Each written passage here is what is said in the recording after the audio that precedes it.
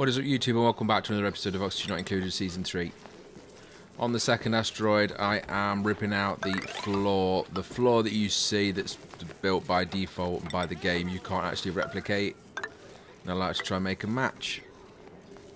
So I'm just going to rip that out to allow me to actually control it and build in and around it. I also need to do the same to the ceiling as well.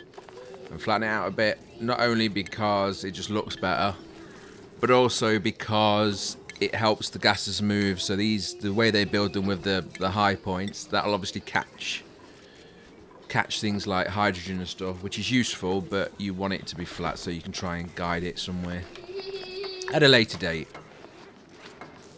You need to try and get as much of the mud and polluted mud from this asteroid home in order to, I believe that's what all we need to start feeding up the poach shells and get them producing, but also keeping the ones we have alive.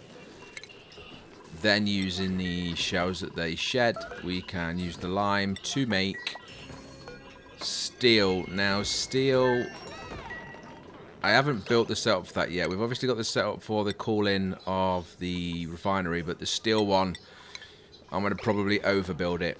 So maybe 12 of the thermostatic generators to cool down the liquids coming out of there, to see if we can get a solution where the liquid either goes in colder or around the same as when it comes out. That way it should last as well without having to put any timers or automations, thermometers, things like that involved. So activating the teleporters on the home planet now, or the home asteroid now, which means that they are linked, so we can now send and receive items between these two asteroids reasonably easy. Now the obvious priority there is to send items to this asteroid to allow them to survive. So obviously food and oxygen are the obvious choices. Now we can do a whole toilet system so that we send clean water from the home asteroid and send home the dirty water. So they'll actually have proper toilets as well. And I may do that. Here are the plug slugs. We talked about them already. They're not too difficult to set up. To be honest, if you're crafty, you can just trap them in that where they are. Make sure the roof is flat so it's easy enough to put the cable in. The cable needs to be 2 blocks down from the ceiling because the plug socket that they have providing the power is 2 blocks down. So just remember to do that. And if it's a flat surface, they'll always hang there and you get free power. In terms of ranching them, I'm not sure if I'm going to. Maybe. Actually, yeah, because it's free energy, and obviously at home we've only got the coal still. And unfortunately the coal process is getting a bit complex now because all we're doing is sucking more and more energy, and we're not getting that much more coal because we only have like 20 of the, what they're called, hatchlings that are basically shitting out the coal. So it's convoluted to say the least. Here are some beehives or beta hives. They are radioactive. And some new plants here I've not seen before. I'm not sure what they are, but we'll certainly try those as well. Would it be nice to have a farm of every type of plant? Maybe. It's also doable. I'm not going to unless someone requests it though, or you guys request it. But if you do, I can try that just to show you how to keep all of the plants alive. As long as we've got the resources or can get to them anyway. For now though, we can jump back to the other asteroids. There's not much to do on here. What I want to do is get them just doing some random digging. Hopefully they don't starve to death. Hashtag spoiler. Still working on this cooling, or you could say heating progress here. Now, for the future, this is how I'm going to probably do it. I'll use the thermostatic generators for the safety of just keeping things from going too hot. But throwing water through this is definitely working, and then displacing it elsewhere and using the generators then. So you'd have a loop like this, basically how a radiator works, and then it will take the hot water away to another area where it then dissipates out of more radiant pipes into all the thermostatic generators, and thus being a lot faster than just chucking these 3 down and hoping for the best. It's down to about 700 degrees now, so we are halfway. When it gets to around 300, in between the 2 and 300 mark, I'll just break it all open and let it dissipate out into the gases that there is. It will all fall out and cool down pretty quick that way. I could dump some liquid on it as well, but there's no point. I think it will work nicely. 2 to 300 degrees is easily manageable with such a large area of space that we have. As you can see, that's all dug out. Obviously 1400 when it started is not. Now it's only cosmetic really. I don't actually want to do anything with that area. I just want to get the lump off the bottom of my base because it looks like it's got a zit and it's annoying me. So that's the only progress I'm going to make with this area for now anyway. The sides of the base are where things are happening, so obviously industrial on the right and farming and liquid sorting on the left. So the most basic electrolysis system in the world. 5 electrolyzers with some water. The water is coming from our sorting. It's not coming from our base. So you can see there it's actually being collected from that pool of water there. Filtering out the dirty water, polluted water, which is going to be cleaned. And the clean water is coming straight into the electrolysis machine. This is just a hard word to say. The electrolysis machine then splits the water, or as it's known, H2O, into its, well, elements. So you get 2 hydrogen and 1 oxygen atom. The oxygen, of course, is going immediately up and feeding our Atmo suits. And the hydrogen is being stored for a later date. Now, we'll use hydrogen for 2 things. The first thing being temperature regulation, because it is by far the best gas for transferring temperatures from and to objects. Later on in the game, we will likely use that for rocket fuel if we get that far in. Depending on how long the series goes and how well it does, is depending on how far we'll get into the space stuff. The idea really is just to have a brokenly overly complicated base where everybody's happy. If we need to go to planets to get some goodies, we will. Specifically like we've gone to this asteroid. Honestly, at the minute, we've only gone to the 2nd asteroid to get mud, which sounds ridiculous, but it's what our crabs want to eat, poke shells. So we need to get it for them because they are the production for our steel. There isn't really any other way of producing lime anyway. You can do it from the eggs when you crack the eggs, so I could actually look to see if I've got a lot of eggs, like a backlog of eggs, but they will hatch into eggs anyway, as in what you eat, eggs, fried eggs, after a certain amount of time. So there's always like a process of eggshell being produced. Though slow, it still happens. And to be honest, even if we had the biggest setup in the world, if you don't have the lime, you can't make the steel. I wonder if there's a steel volcano. That'd be useful. So I haven't done a time-lapse for a while, and I want my base cleaned up a little bit because there's crap everywhere, and you know, if you've watched any of the seasons before this one, I like to keep the floors as tidy as possible, especially when the decor is a factor, which is what the wallpaper's for. But of course, rubbish on the floor makes the rooms dirty, as it does in real life.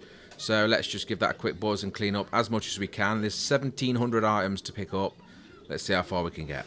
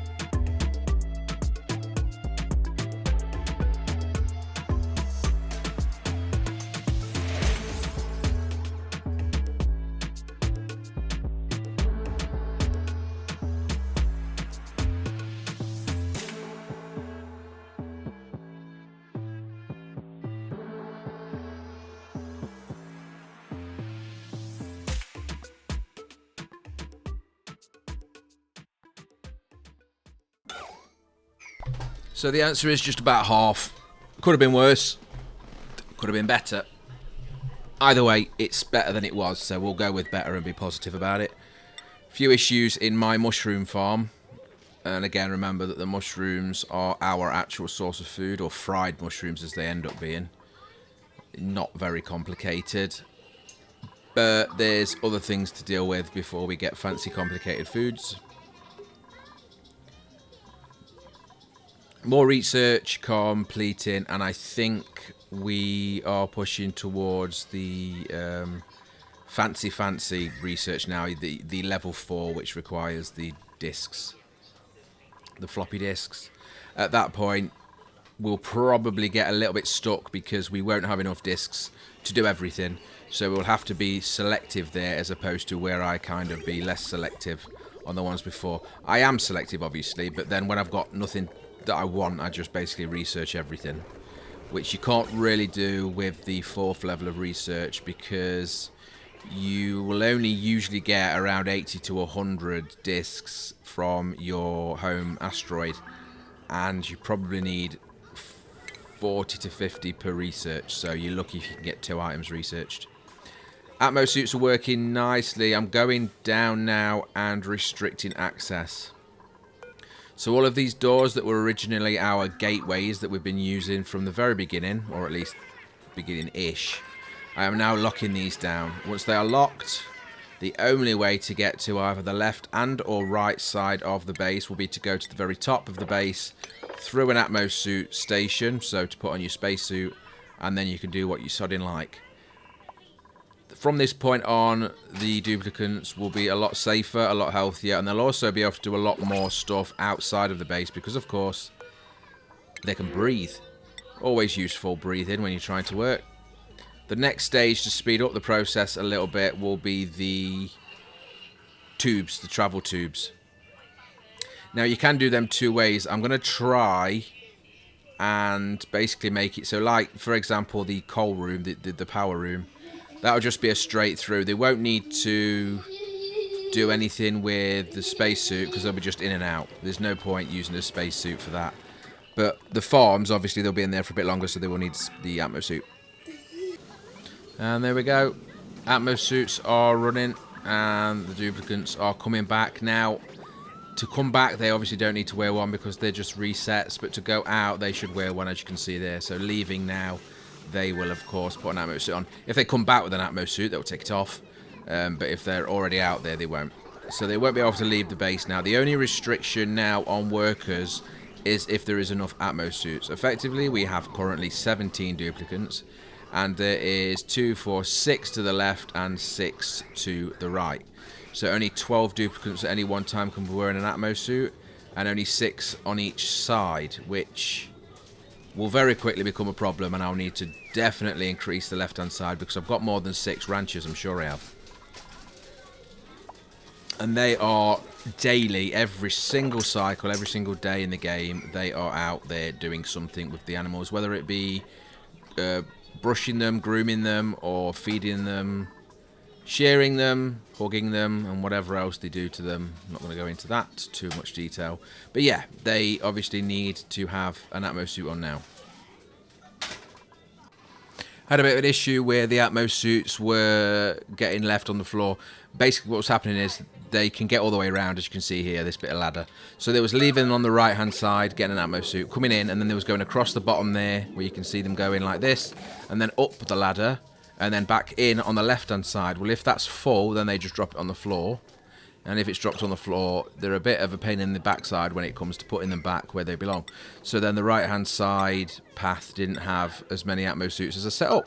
So I'm having to just adjust that to make sure if you go left or right, you can't get to the other side specifically. Otherwise, I might as well just have a one-way out. But I'd like to micromanage it a little bit more than that. This is the center, which has been unblocked since the beginning of the game. Finally now being capped off. Any of the carbon dioxide that gets caught in the base will be dealt with by that pump and the automation according to it. This way the base now is one solid block or rectangle of oxygen only, I hope. There will be some hydrogen probably getting to the top that I can clean out. And if we've got any farters, there will be some natural gas as well. But I do try and not pick the ones that fart frequently, so it should be cleaner in terms of a base setup. And then the doors that have all been locked on the sides, eventually we'll get them built over with some insulation and just block them for good. The rooms then that are wallpapered orange that are classed as the gateway, I have absolutely no idea what I'm going to do with them. I'll leave them orange just as a sort of archival relic thing, but I'll probably just use them to put a load of furniture in, paintings, ornaments, etc. So over here we have the polluted water being captured in that really odd makeshift little, I don't know what you want to call that. I'm not going to call it a tank hole in the ground. And all I'm going to do now is build right over here. I want to rip all of this out so I can do a couple more of these. I want to be able to separate the oil, polluted water, salt water, water, and I think that's it for liquids. Yeah, I think it is.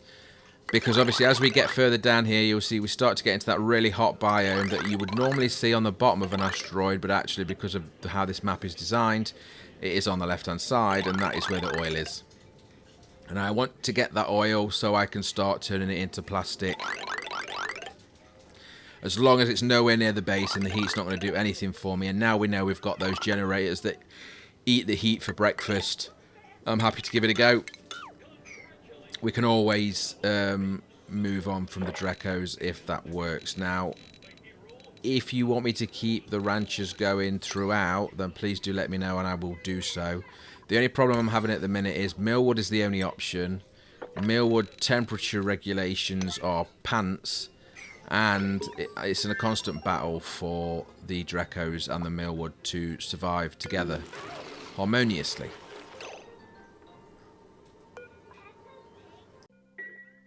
So jumping forward quite a bit, about 7 or 8 days cycles in game, we had that done. Of course, I prioritised it for them to do. Even with the Atmo suits, though, it was a bit complex. So I'll admit it, I did turn it off and allow everybody to join in just to get that digging done. Now at the bottom there was a lot of resources, of course, because this whole entire area has been ripped out. So I am using the sweepers and a very simple belt system to chuck them into the centre of the base so that I don't have to have people going in and out with the Atmo suits to collect it. And I've already chucked in the 2 basins at the top that you saw, one for oil and one for salt water, as I said. I've not done one for clean water because I already mentioned that they'll go straight into the tank. There is water everywhere, and I'm not going to be struggling for that anytime soon. You can see there's a nice big section there too. Though that is overflowing, so I could do a raising it up a little bit. All of this needs to be captured and processed, and by processed I mean clean, because all of it is going to be our water source. Now, I feel like there's more water than I've ever had before. I'm not sure if I'm imagining it, or if it's just something to do with this asteroid, or even if this asteroid is bigger than normal, because it does seem to have no end, regardless if I'm going up, down, left or right. I haven't found an edge yet. But yeah, there's plenty of polluted water there. There's plenty on the left-hand side. We've got at least 3 geysers, slushes that are producing it. So I'm not too worried. Now, as long as we don't have to use it for the full oxygen process for our entire base, we should be able to maintain it. For now, the only electrolysis we're doing is to supply the Atmo suits, which I don't see as that big of a deal. We'll see what happens when I increase the amount of Atmo suits, because at some point I'm going to want to allow 20 people at once in an Atmo suit, but we'll have to wait and see how that goes. Also, the massive puddle of water down at the bottom there on the left hand side needs to be picked up as well. There is some vacuum of space, and that is actual space. So we have unlocked it there on the right hand side. Just looking here, I think if I go to the left a bit from here, you will see I've broken out a bit more as well. Yeah, there you go. And just below there where I've dug, that is another cold biome that I've ripped out just to use as a cooling platform. The reason I've left that in the centre is because it will last longer doing that, and I always forget. So instead of just opening it up and using the cold air, you can use the cold resources in there, and I'll just wrap the cooling pipe around that block of floating, technically, ice. We're not going to get judgy about floating ice in a computer game, right? And then there's a couple of rooms down here. That bottom room's warm. I need to move the generators from the previous room in. That was my old heating setup that I've canned because it was crap. And also because the Dreko farms, I don't need to get them hot. In fact, I need to cool them down. It is a nice simple cooling loop. I'm not going to bore you with the details. Let's jump to where I get to. Cleaning out a lot of the scaffolding only because it annoys me. No other reason. In fact, you probably should leave it there to make life easier in the future, but it really annoys me leaving stuff about. And it's also the same. This is now finished. The sweepers have grabbed as much as they can reach, and I'm not going to put more down just to pick up the last few dregs. So we'll get all of this ripped out as well. The cooling gas system is in place. It's not automated at the minute, and actually I'm likely going to automate it because I know for a fact that the Dreco farm needs to cool down a lot quicker than the incubation room does. In fact, the incubation room really doesn't need to be cooled down because don't very often people go in there. But you can see there it's just coming down, taking some of the heat away from there. It then goes past the farms, takes some heat away from there, takes it up to the cold biome and cools it down. Now, although it's not done yet efficiency wise, it will, you're sending it in about 50-degree air, and then when it comes out it's about -30, so it drops about 80 degrees, which is definitely more than enough than we need. A pump there to steal the air. I'm going to start with the very cold air at the very beginning because why not? It saves energy, and from that I think we are good to go when it is finished, and this should hopefully cool things down. I just hope that my Drecos can live long enough for me to actually get it cooled down so that the plants that they eat will be harvestable. We are at time now though, so I am going to end the episode here. Thank you very much for watching. If you like the video, please click like, and any comments are welcome as always. Thank you again, take care, goodbye.